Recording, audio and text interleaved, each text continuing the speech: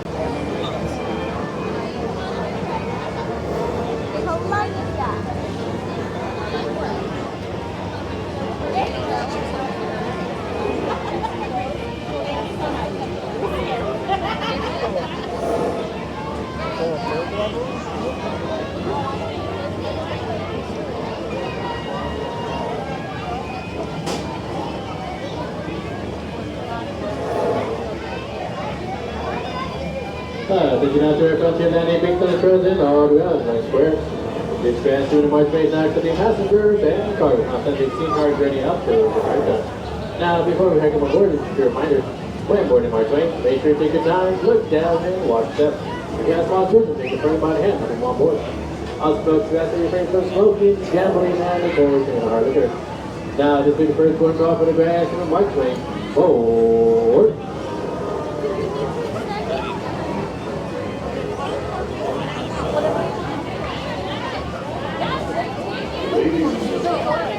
Welcome aboard the Mark Twain Riverboat.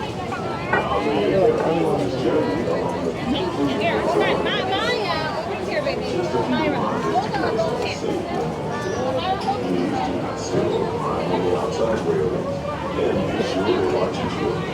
We don't want to be pushing haters around out there. Also, there should be no fires or smoking on board. Thank you.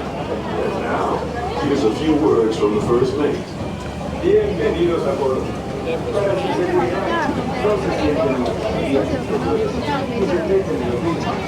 asegúrense de vigilar a sus hijos y absténganse de fumar. Gracias.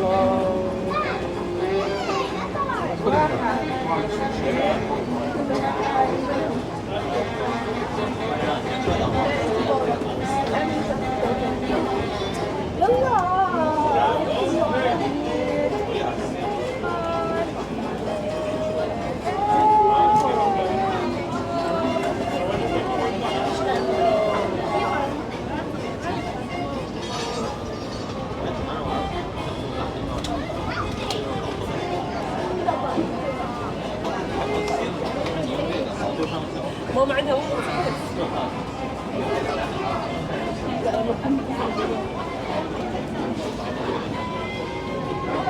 هلا بتتلاقيها حتعزل كثير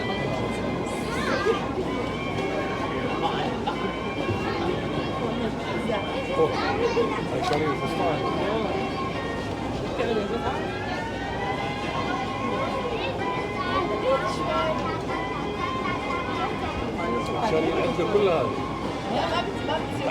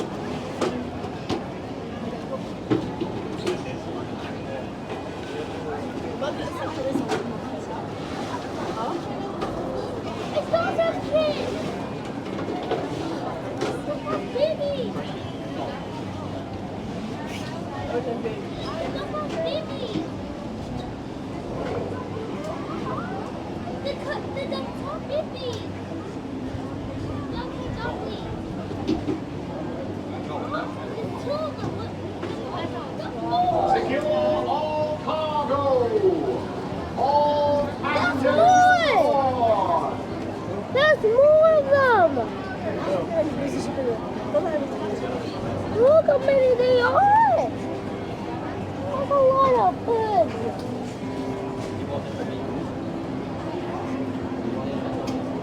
That's a lot of birds.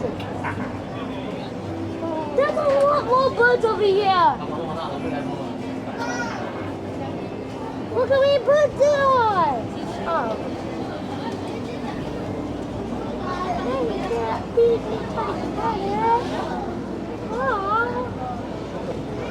We're not even moving. Are we supposed to move? Let's get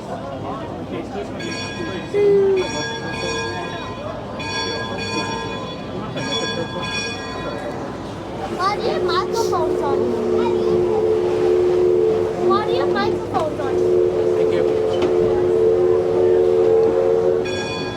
Dogs!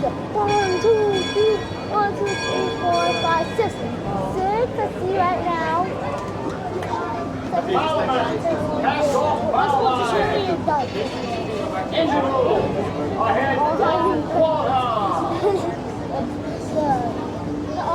Engine room. I had 3 warthogs. Let's sound off.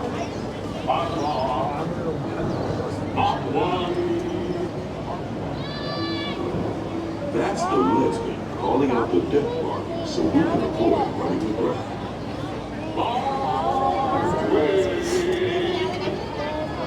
Mark Twain is not just the name of a riverboat or a great American author. It also means the water here is 2 fathoms deep.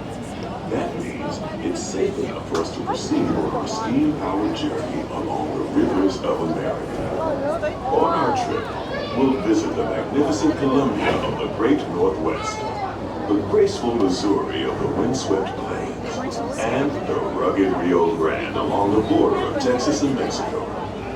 I'll be sure to point out interesting sights along the way, and even tell you about the legend or two. We begin our trip right here on the mighty Mississippi, heading south and ending up down in New Orleans.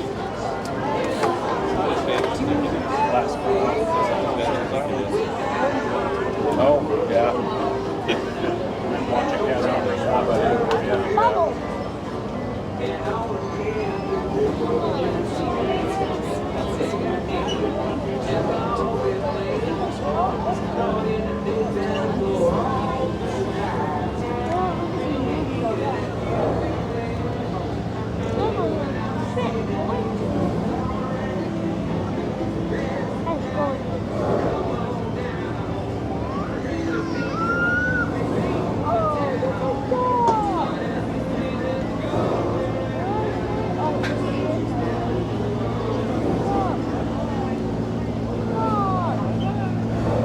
New Orleans is rich in history, music, good food, and ghost stories. One of those stories involves the old mansion you see over there on the hill. We're now passing Bowers Harbor. This is homeport for the 3-masted windjammer in the Columbia, the first American ship to circumnavigate the globe. It's a bit mystical. Columbia set sail from Boston Harbor in 1787. She rounded Cape Horn and became the first American ship to carry the Stars and Stripes around the world.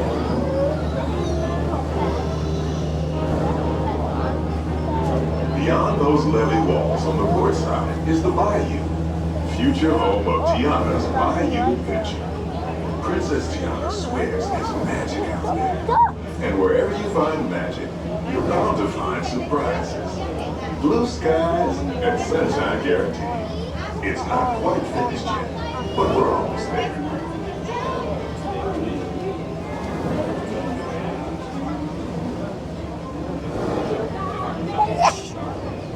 All the ducks are just...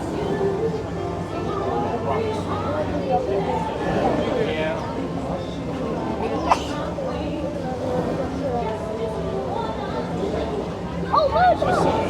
Barrels are up the pathways.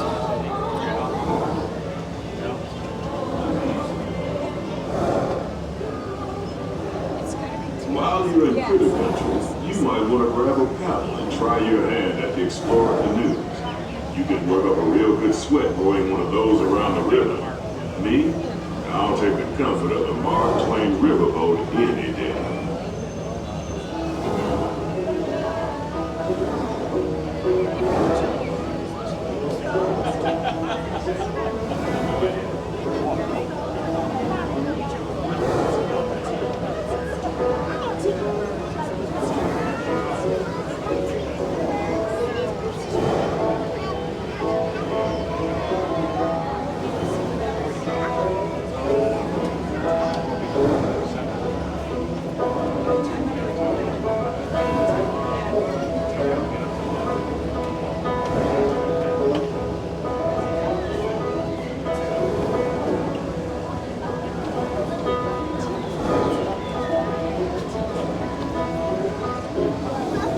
Oh, we went back slow.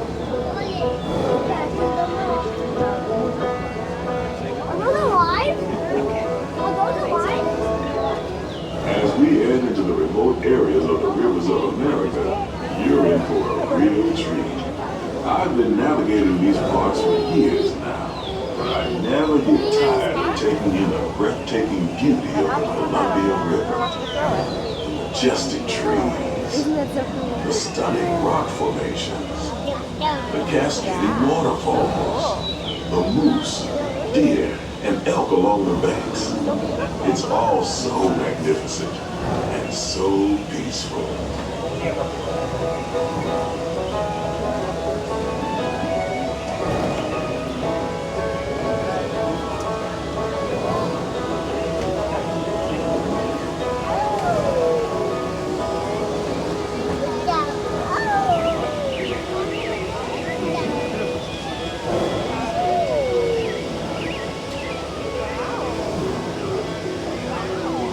Off to the side of the river is an image, and I do believe he's giving us a sign of peace. That means we're all clear as we head up the Missouri River to the home of the Plains Indians.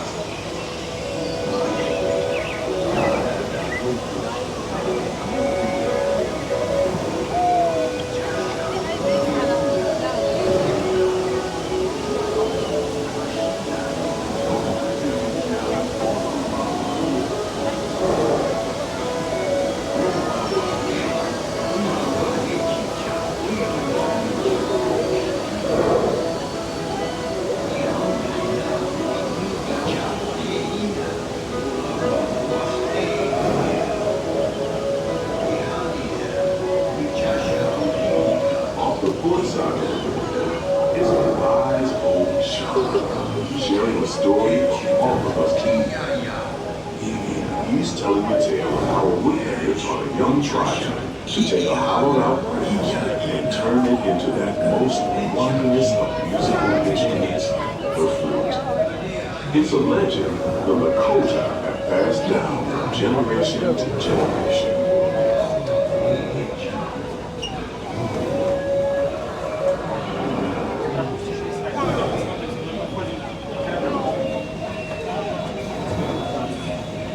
And there, just beyond the shaman, is a tribe of Plains Indians setting up their camp along the banks of the river. They'll be here for a few months and then move on. As we continue our journey, keep a close eye on the riverbanks. There's a good chance we might catch a glimpse of moose, mountain lions, and other wildlife.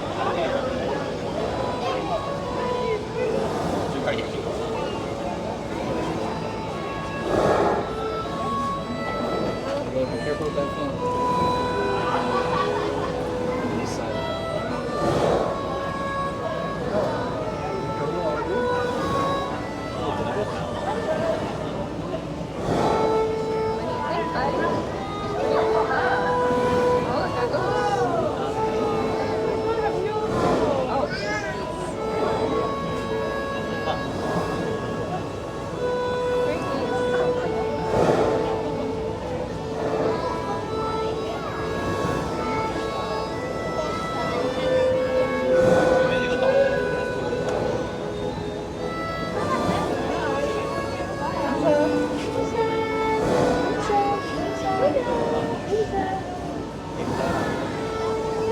Off the starboard side is Pirate's Bay at Tom Sawyer Island. Young Tom always said he wanted to be a pirate, and I think I see why. If you're a pirate, you don't need to get up early in the morning to go to school. And you never have to wash your face and hands. All you have to do is just look for treasure all day long. At least that's what Tom Sawyer thought.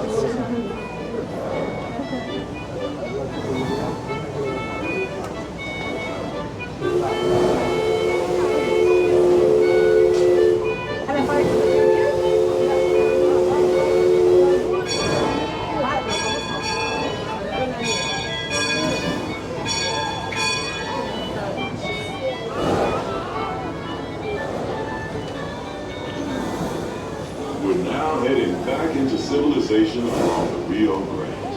Off in the distance are the towering peaks of Big Thunder Mountain. Rumor has it that the railroad built to haul gold out of the mountain has been seized by supernatural forces, and they've turned wagon trains into the wildest ride in the wilderness. Of course, that may be just another legend of the world. Just ahead is the Frontierland, where our journey is. On behalf of our entire crew, I'd like to thank you for booking passage on the Mark Twain Riverboat. At this time, we ask that you prepare to disembark. If you're on one of the other decks, please make your way down to the first deck. The stairways to the right side and the back of the boat may offer the quickest and easiest route. We hope you enjoyed your voyage with us and that you'll visit us again on the Circus.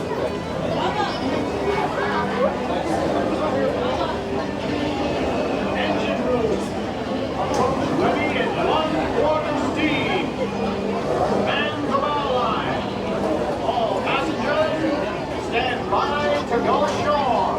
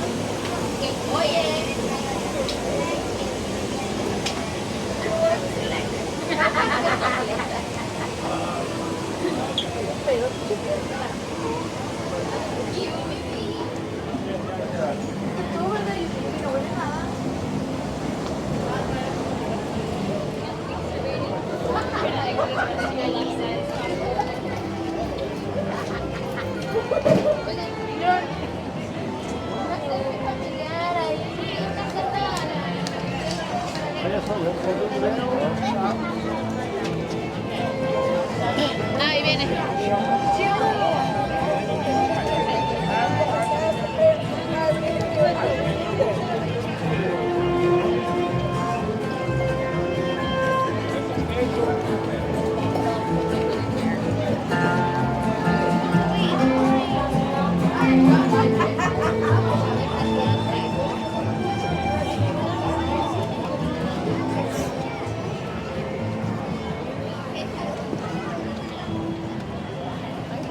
Maybe we should find somewhere to eat.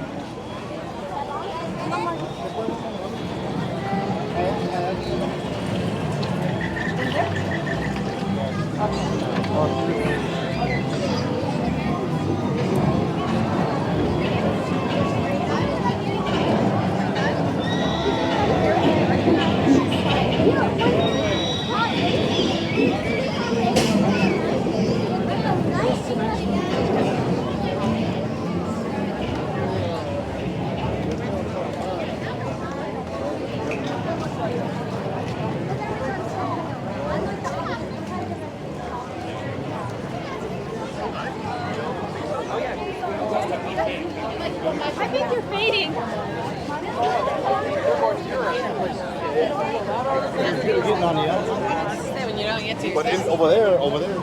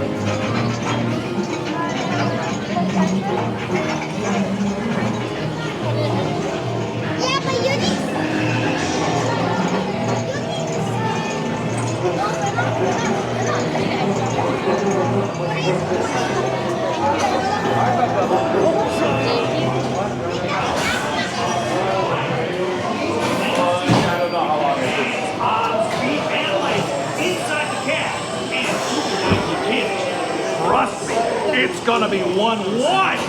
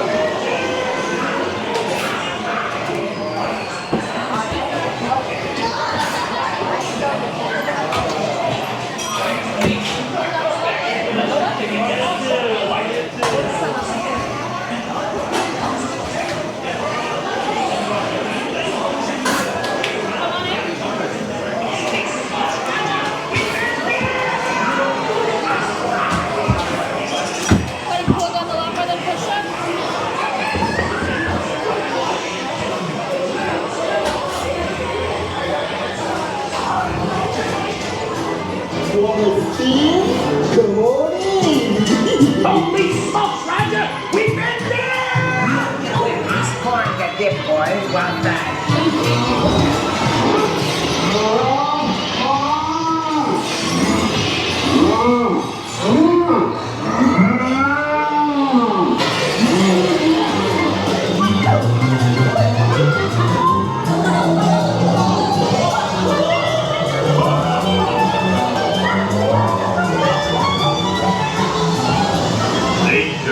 Danger! Warning! Warning! Danger!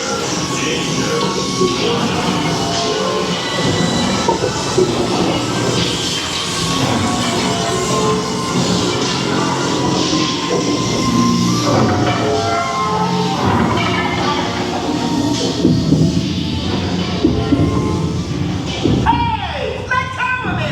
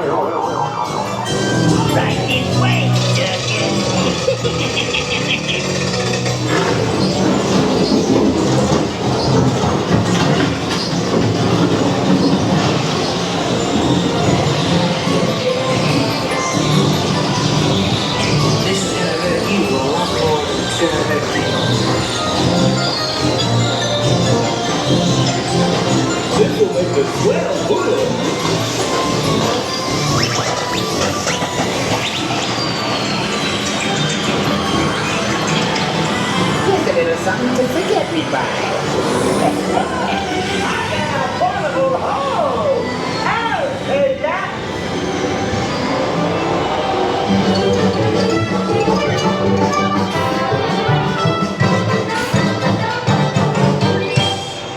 Please remain seated. Your cab will begin moving in just a moment. Please remain seated. Your cab will begin moving in just a moment.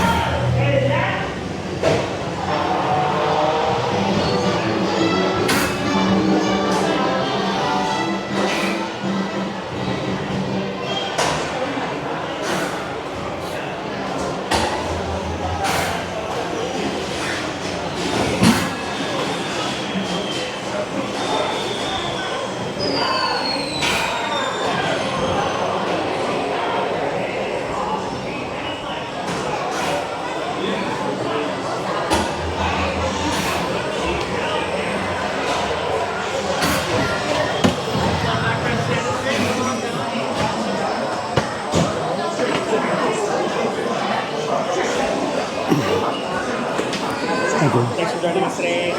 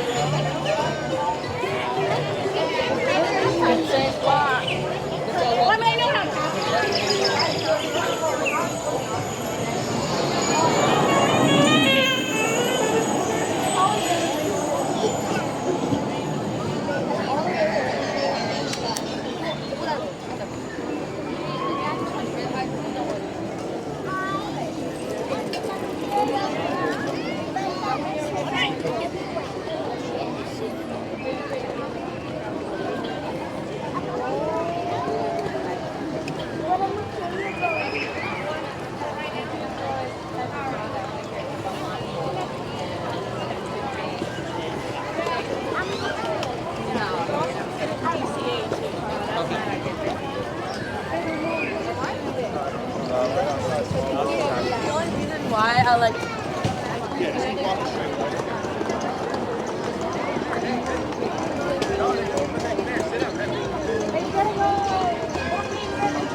You're not gonna smell one? No, we gotta go to the bathroom. All right, come on, sit down.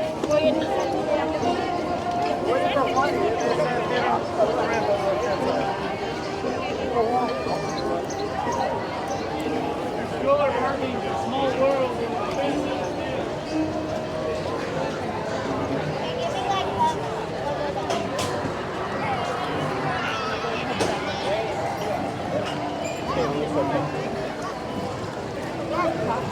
I don't ever think I've been. Yeah.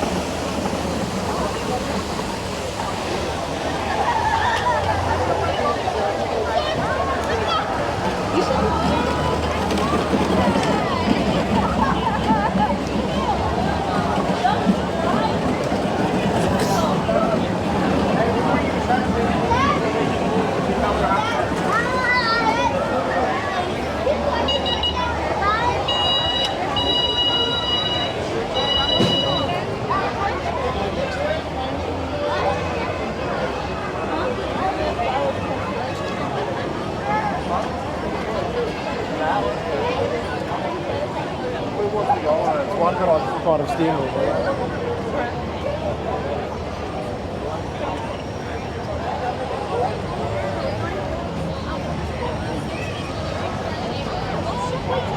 You didn't see around the space. Right here.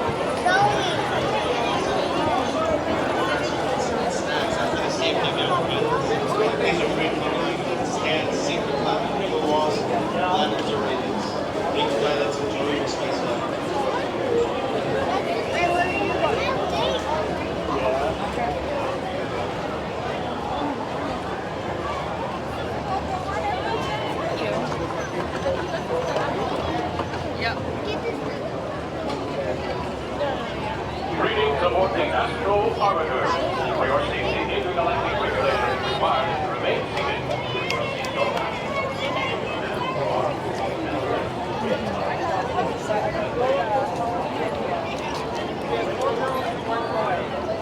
One girl here.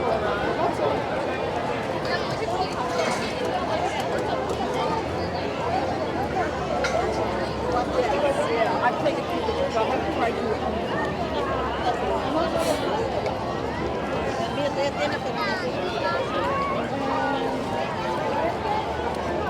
That cabin.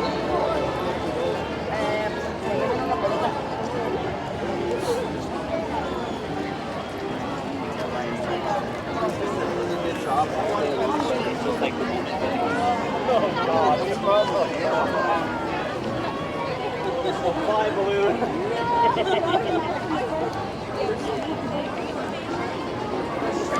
She was like, oh, like.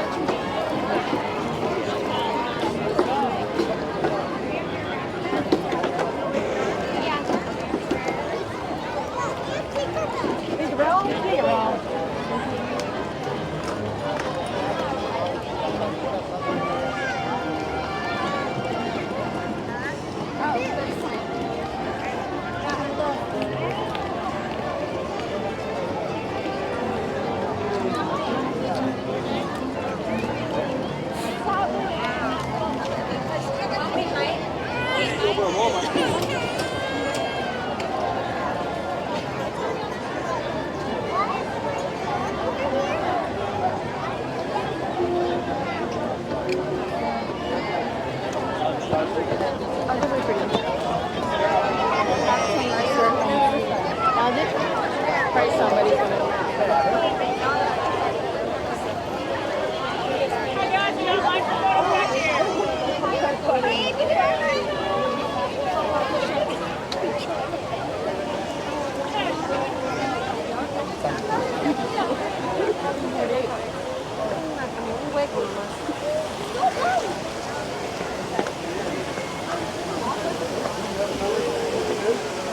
Oh,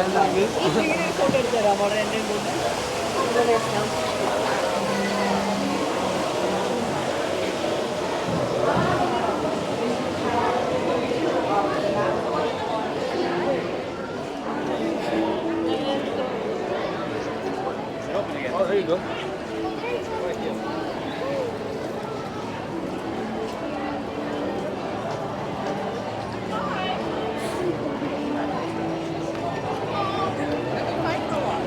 Oh, there's something.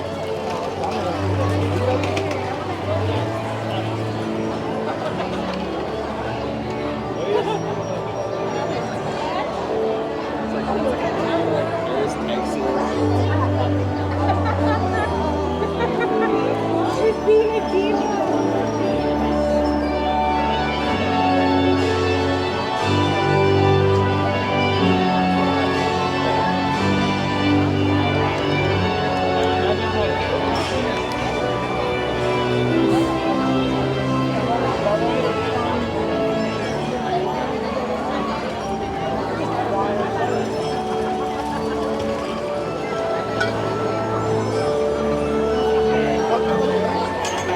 Wow, how We're gonna call Dad and tell him that we can next one more around.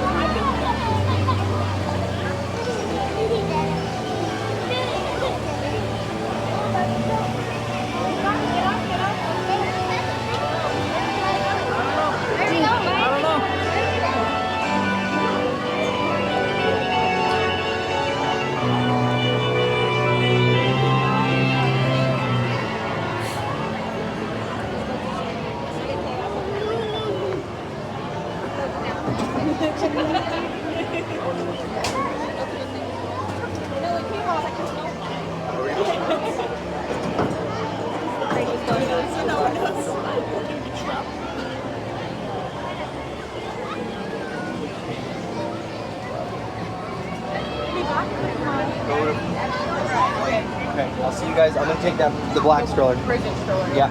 Okay.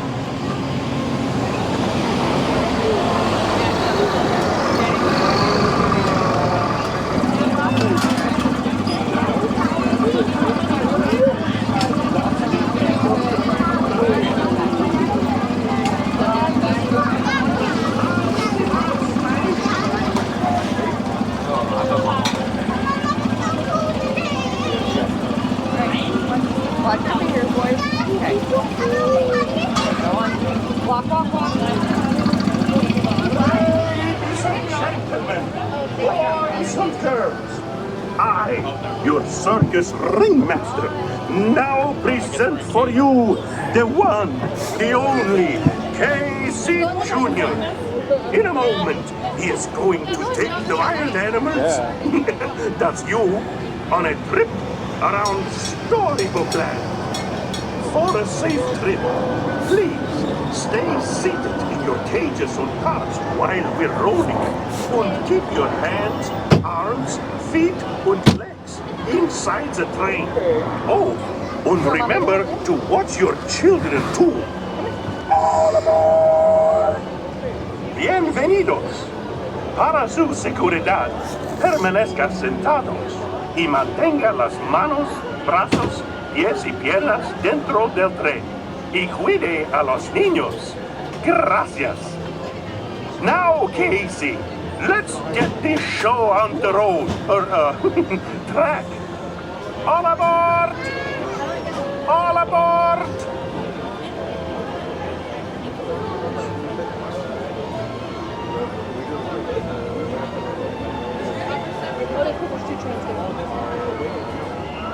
Maybe a different month.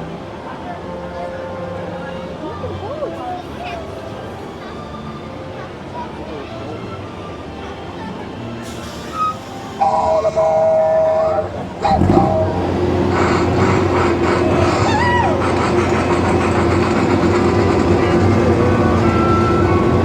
Casey Jr.'s coming down the track with a smoky slack. Bill and Martha come around the hill. Casey's here to throw every jack and jill. Every time his funny little whistle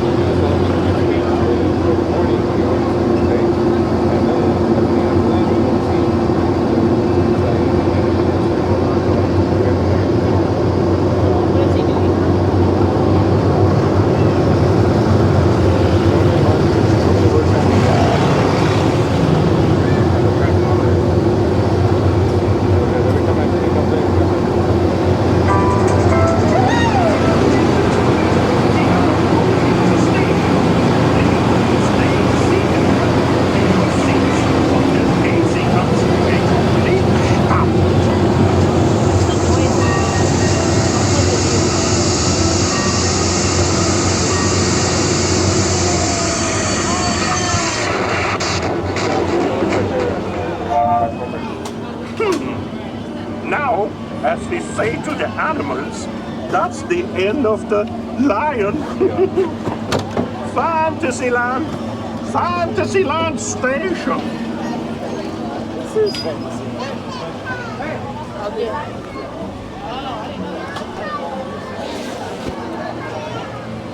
Come on, babe. Come on, dude.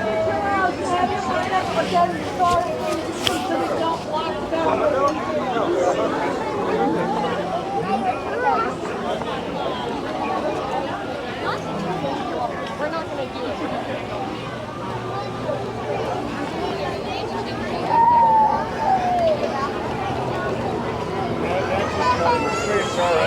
The last one, I thought it was going to get scary. It was pretty good. And you think this one's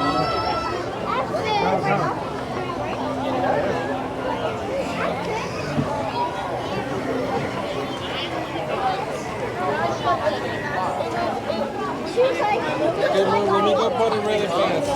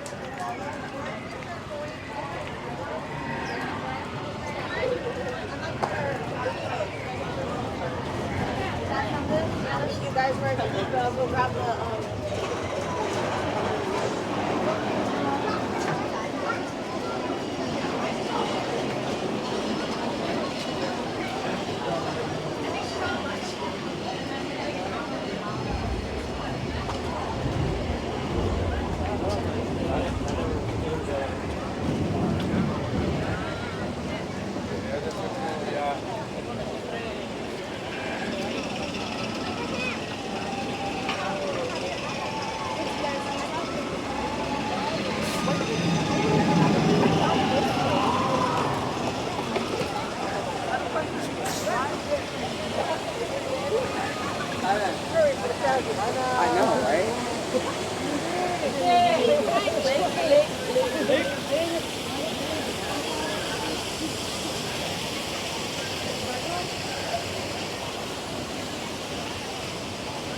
Well, Ken knows you. I really appreciate it. Definitely, it's like a spirit ride. So it's like, oh, we did it back.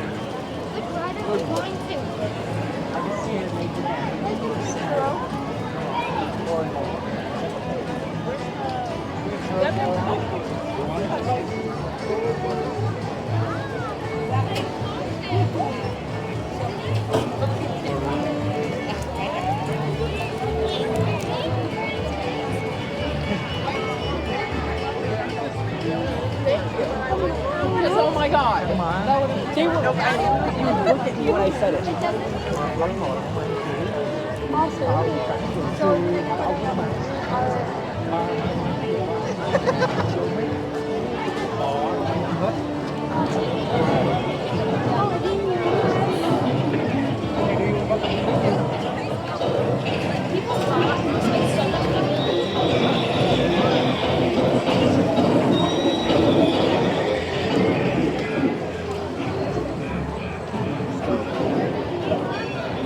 An, bữa áo anh gì chưa? Don't make fun of people. It's all wrong.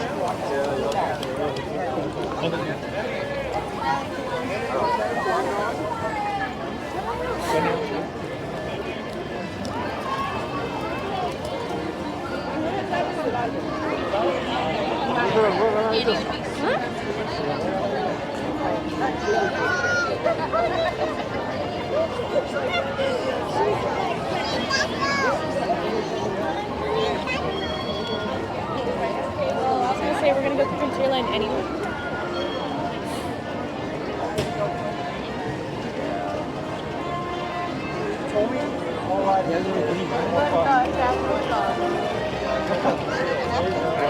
Corn dog.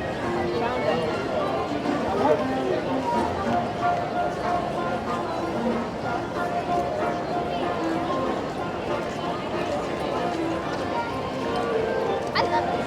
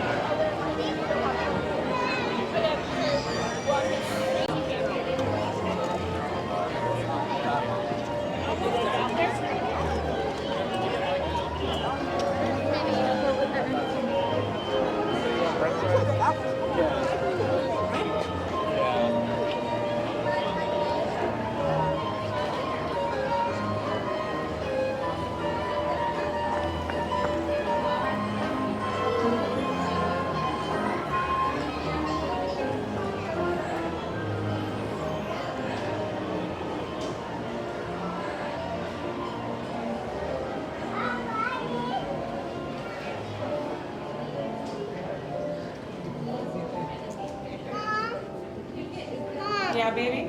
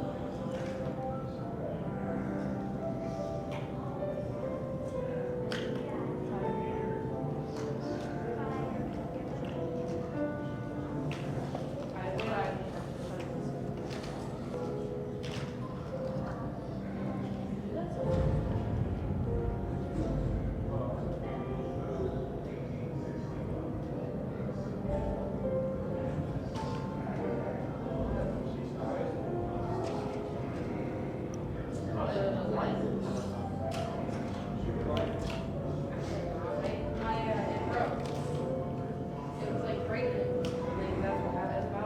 evening, everyone. Welcome to the Disneyland Opera House. I'd like to invite everyone to the back lobby to experience our special presentation about Frederick Douglass. This 9-minute video was produced by the National Geographic Society and will be preceding our main presentation of Great Moments with Mr. Lincoln. As a friendly reminder, open food and beverages are not permitted inside the theater as well as strollers. If you do have a child stroller, please park your outside the main entrance doors. We also like to reserve the center portion of our theaters for our guests in wheelchairs, ACVs, and members of their party. You can access these seats by going through the center doors right below the brass window. Again, folks, please come to the back lobby. Our video screen is right on the fireplace on our presentation. Once that's over, it'll be opening doors to the theater. Mr. Lincoln awaits. Enter the theater for Great Moments with Mr. Lincoln. We'd like to tell you the story of an unlikely friendship that transformed America forever.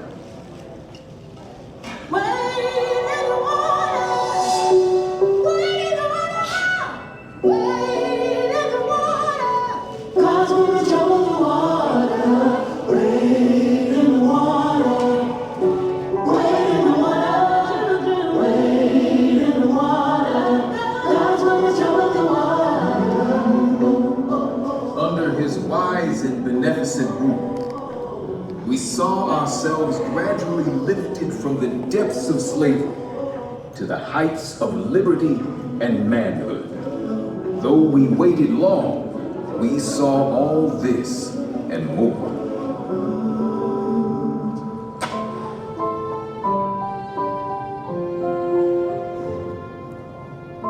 Abraham Lincoln is known as the Great Emancipator, but the moniker wasn't earned overnight. It would take the tireless work of the abolitionist movement led by Frederick Douglass, who himself was born enslaved, to guide Lincoln towards the cause of freedom.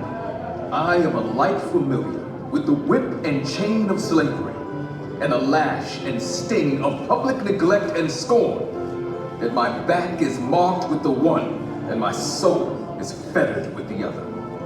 After years of opposition, these two giants would find common ground and change the course of history.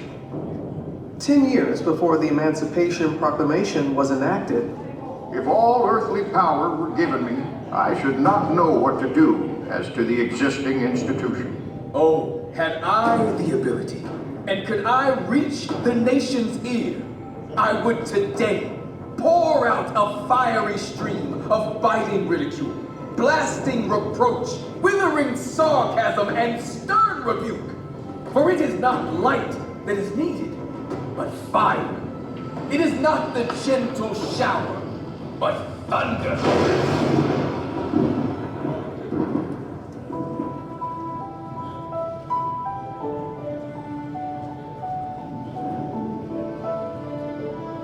Frederick Douglass never had a pair of pants or shoes until he was about 6 or 7 years old. He would sleep head first in an old corn sack with his feet hanging out on cold winter nights to try and keep himself warm.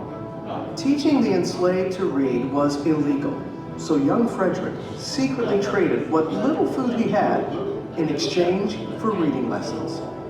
It just shows how much he understood how education was going to be his key to freedom. And a key to freedom it was.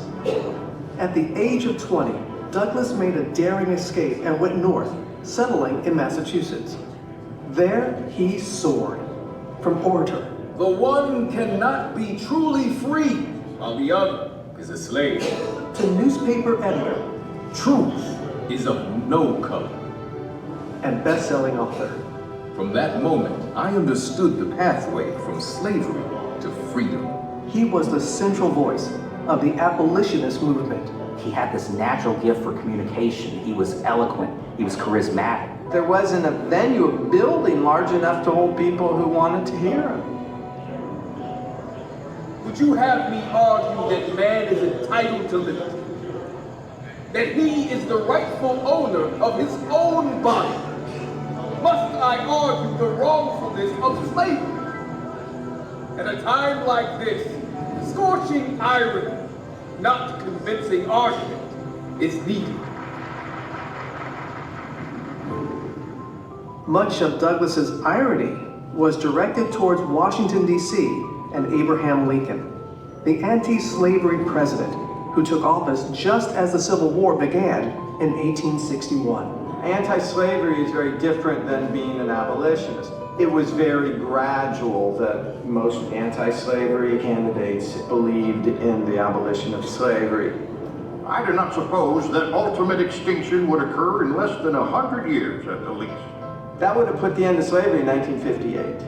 And for Frederick Douglass, that's outrageous. Mr. Lincoln is quite a genuine representative of American prejudice, and far more concerned for the preservation of slavery.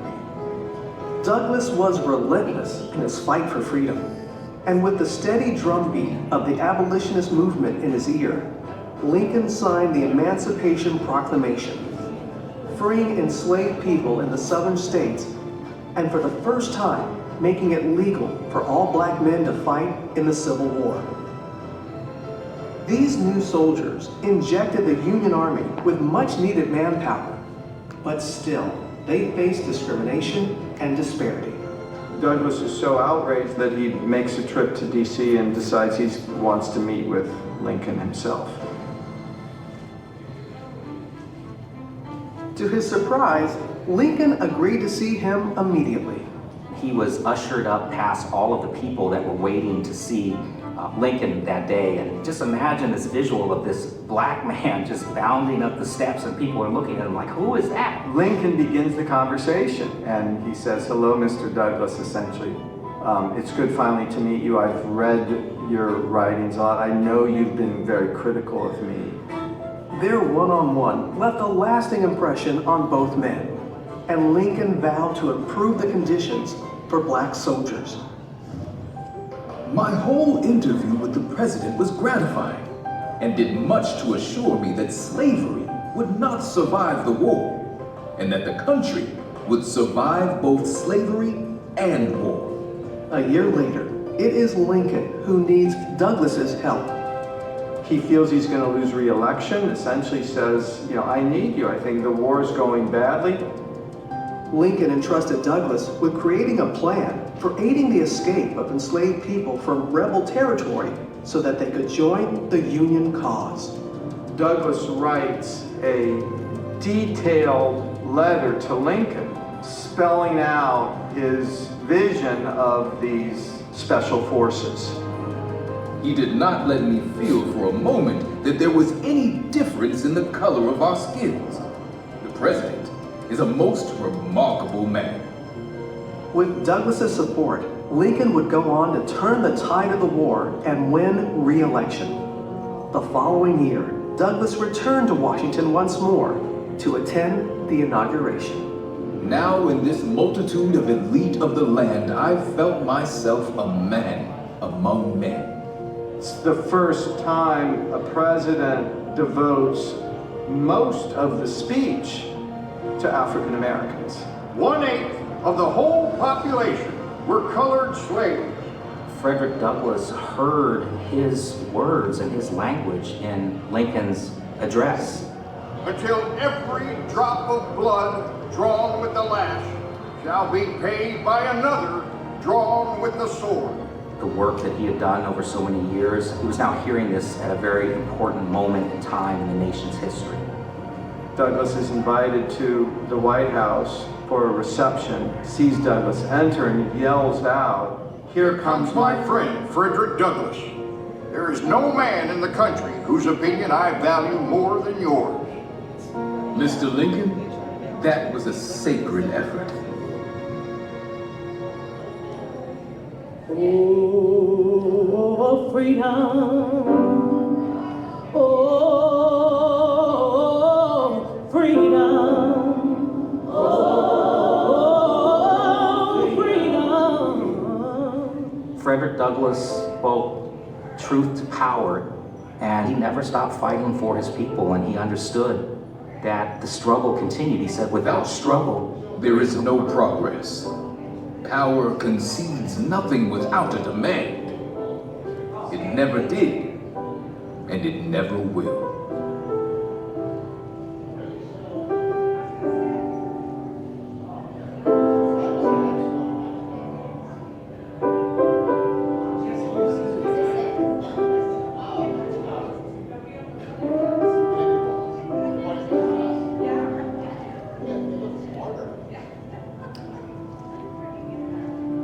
And now, here is Walt Disney to talk a little more about the nation's 16th president, Abraham Lincoln.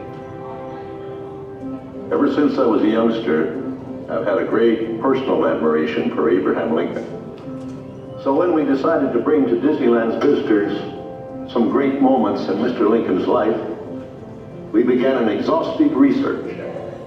We wanted to bring to the people of today the inspiring words of the man who held this nation together during its moment of greatest crisis, the Civil War. To start with, we were fortunate in being able to secure this life mask of the 16th president. How do we get this, Blaine? This is actually a copy of an original life mask by the sculptor Leonard Volk. Before Lincoln was president? Before Lincoln was president. Before he had a beard? That's right. During our exhaustive research into Lincoln's life, we studied his mannerisms, his gestures, and even his voice characteristics to create a faithful likeness of this honored man. The final result is so lifelike that you might find it hard to believe. Now let's go into the Opera House and listen carefully to the words of Mr. Lincoln, spoken by him a century ago, but which still apply today to free men everywhere. If you would now please pass through the doors leading to our theater, we welcome you to Great Moments with Mr. Lincoln. All right, folks, it's showtime. I'd like to invite you over to the back lobby. I'll be opening the doors to the theater momentarily. But safety first, folks. There's a red line right inside this car, but make sure you stand on the far side of this red line. Because these automatic doors will be opening out towards you. Again, as a friendly reminder, open food and beverages are not permitted inside the theater. So if you do have, please either finish it, discard it, or place it right inside your backpack. We also like to reserve the center portion of our theaters for our guests in wheelchairs, ECDs, and members of their party. You can access these seats by going through the center doors right below the brass eagle. Now, as you enter the theater, please watch your step. We do have step ramps on uneven floors inside. Yes. I have a question. Yes. Is the reason you say stand behind the red lines because somebody being banged by the doors? No, because when the doors open, you're going to be hit by the doors. No, but is everybody like, walked into the door and the doors just slammed them in the face? Yeah, it would. That's why you have to be very careful. So stay behind the red light. Don't enter until the doors are fully open, please.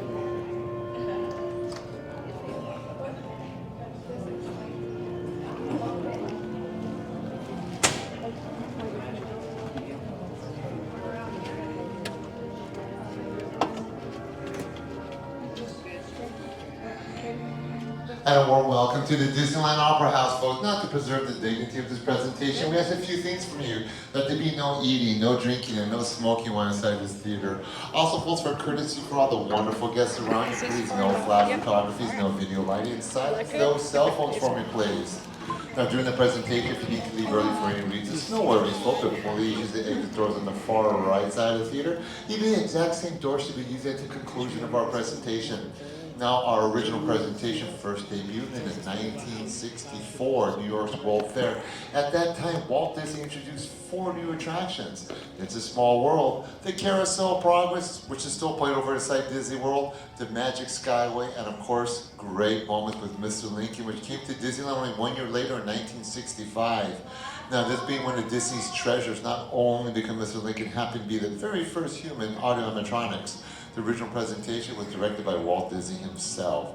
So folks, to the magic of Disney, I want everyone to sit back and let's all enjoy the great moments with Mr. Lincoln.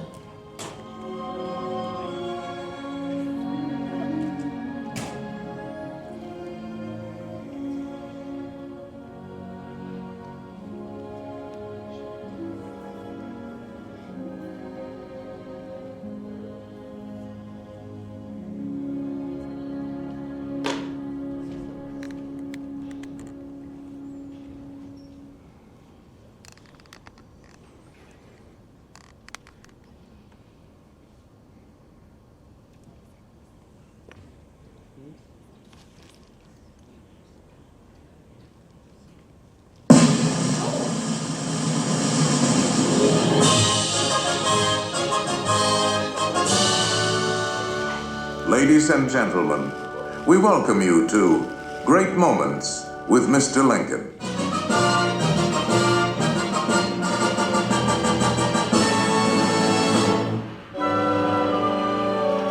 Oh, beautiful for space.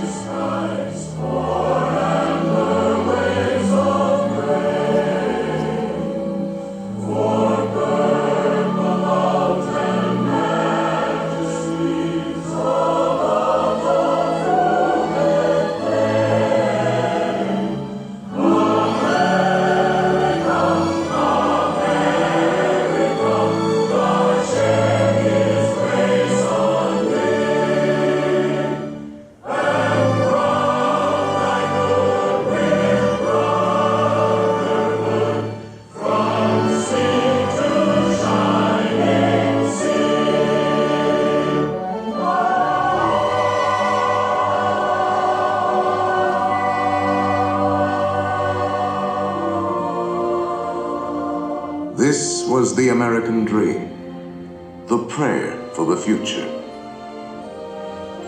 But that golden goal was not to be had without cost.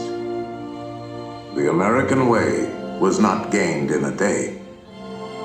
It was born in adversity, forged out of conflict, perfected and proven only after long experience and trial.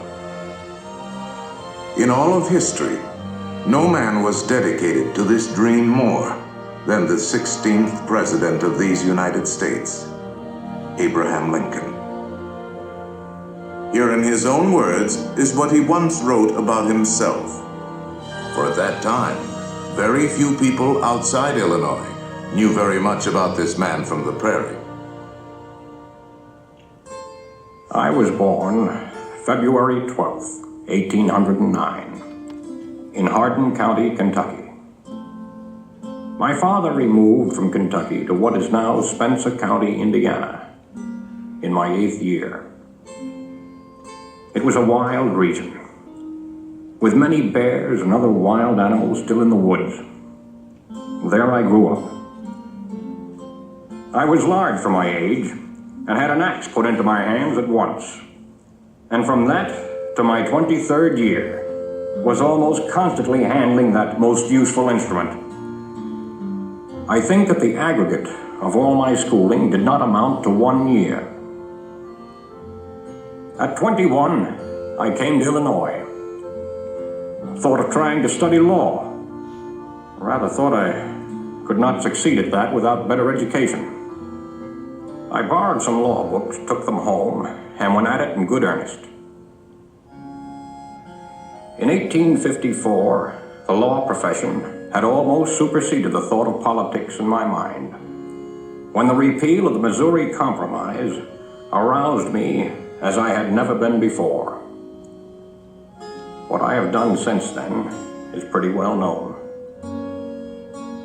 If any personal description of me is thought desirable, it may be said I am in height, 6 feet 4 inches, nearly, lean in flesh, weighing on an average of 180 pounds, dark complexion, with coarse black hair and gray eyes, and no other marks or brands recollected.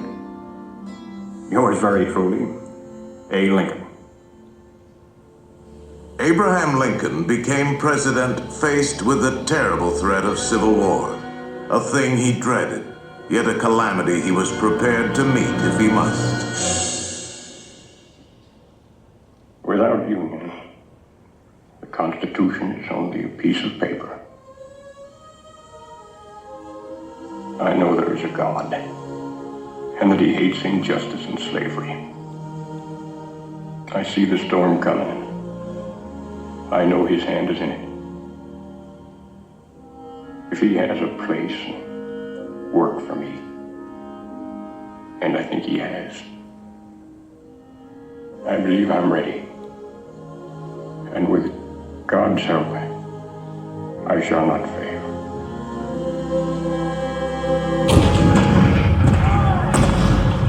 April 12, 1861, Fort Sumter. The cannons spoke for war. Civil war, violent, devastating. Now had come the reckoning, the supreme test that would decide whether a republic founded on liberty could survive the terrible strife of men's passions.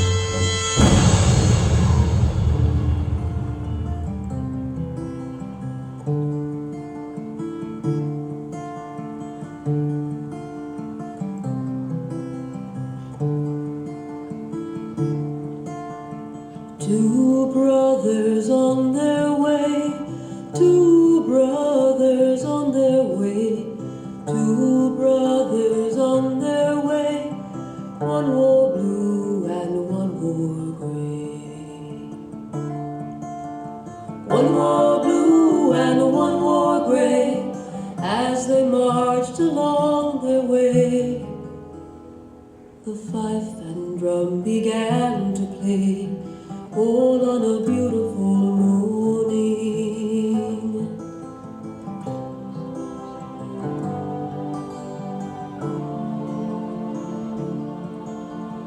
One was gentle, one was kind. One was gentle, one was kind. One came home, one stayed behind. A cannonball don't pay no mind. A cannonball don't pay no mind. If you're gentle or if you're kind. It don't think of the folks behind. Home on a beautiful morning. Home on a beautiful morning.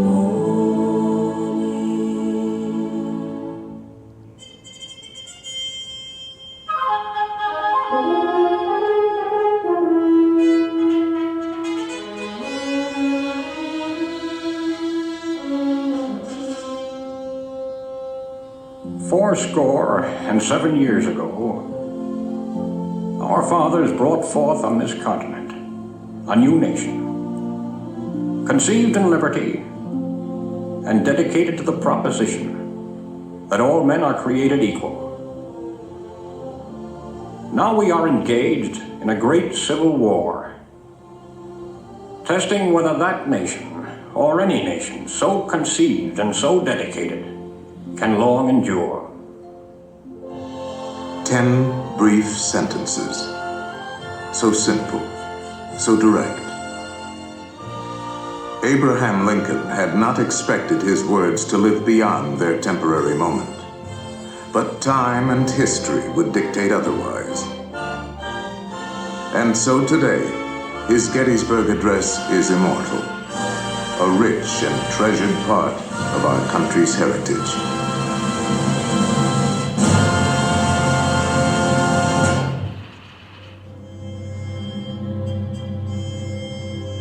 We pay tribute here not to a man who lived a century ago, but to an individual who lives today in the hearts of all freedom-loving people.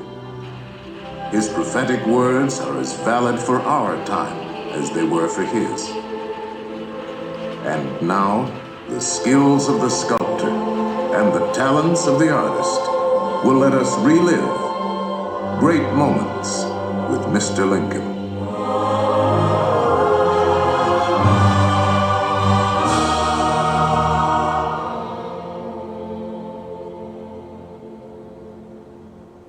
The world has never had a good definition of the word liberty. And the American people just now are much in want of one.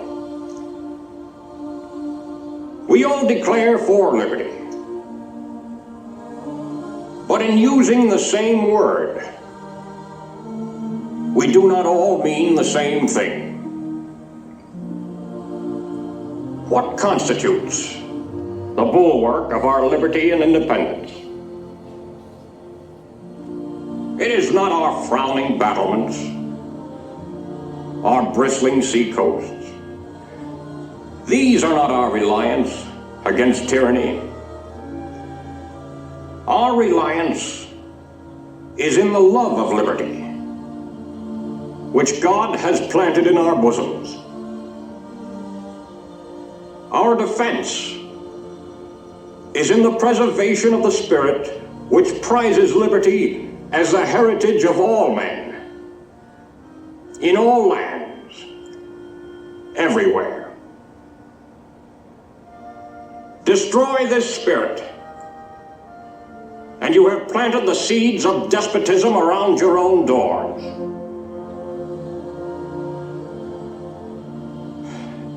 At what point shall we expect the approach of danger? By what means shall we fortify against it? Shall we expect some transatlantic military giant to step the ocean and crush us with a blow? Never. All the armies of Europe, Asia, and Africa combined could not by force take a drink from the Ohio or or make a track on the Blue Ridge in a trial of 1,000 years. At what point, then, is the approach of danger to be expected? I answer, if it ever reach us, it must spring from amongst us. It cannot come from abroad. If destruction be our lot, we ourselves must be its author and finisher. As a nation of free men, we must live through all times or die by suicide. Neither let us be slandered from our duty by false accusations against us, nor frightened from it by the menaces of destruction to the government, nor of dungeons to ourselves. Let us have faith that right makes might. And in that faith, let us to the end dare to do our duty as we understand it.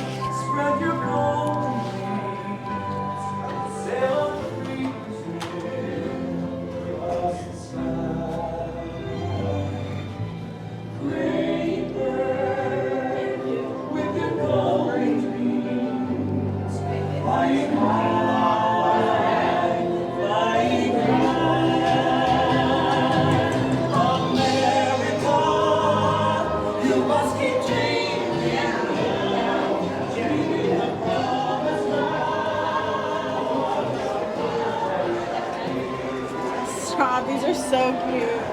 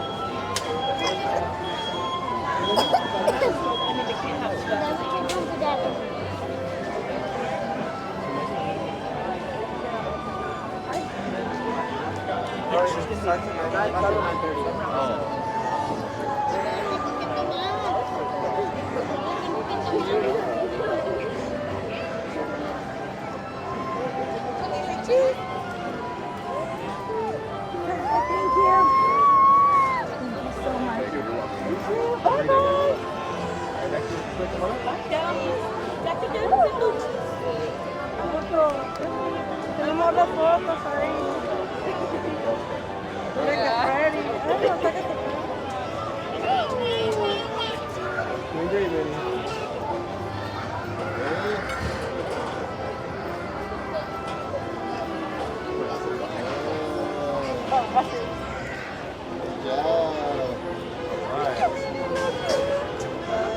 Alisa.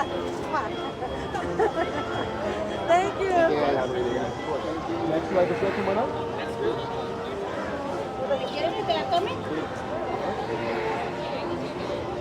No worries. If you want me to take it, I can take it out. ¿Qué no lo tomas?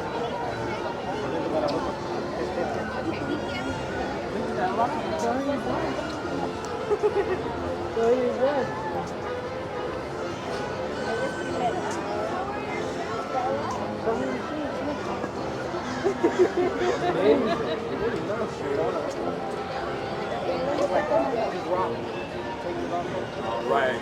Everyone go ahead and look right over here. Ready? 3, 2, 1.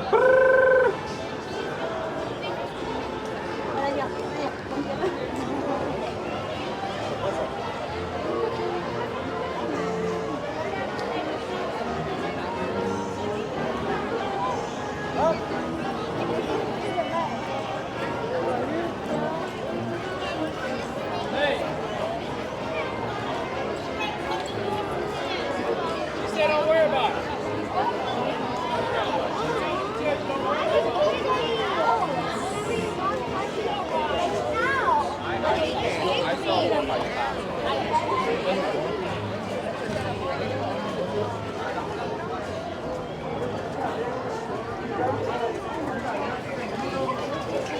Okay, good.